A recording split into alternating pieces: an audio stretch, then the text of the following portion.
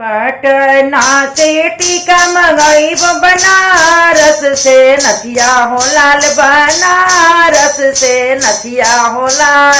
पहिना ना कवनी सुहवाटा ना केला का पारा हो लाल। पहिना ना सुंदरी सुहवाटा ना केला का पारा हो लाल। पटना से झुमका मंगाई बनारस से हरवा हो लाल, बनारस से हरवा हो लाल। पहिना ना सुंदरी सुहवा टाना केला का पारा हो लाल। पहिना ना सुंदरी सुहवा तोड़ेली करैला पात लिखेली बियोगवा हो लाल, लिखेली बियोगवा हो लाल। ओही रे बियोगवा से दुल्हा ब्याहन यही हो लाल। ओही रे बियोगवा से दुल्हा ब्याहन यही हो लाल।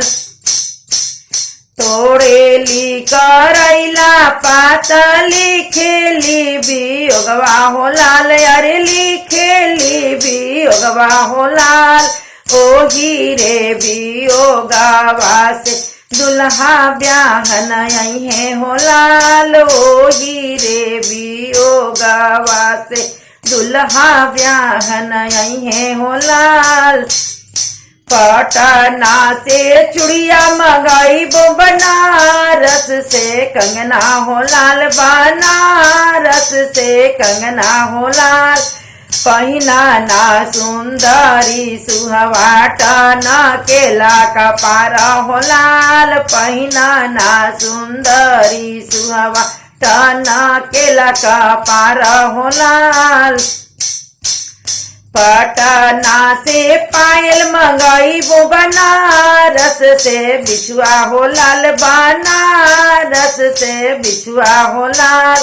पहिना ना सुंदरी सुहवाटा ना केला का पारा हो लाल। पहिना ना सुंदरी सुहवाटा ना केला का पारा हो लाल।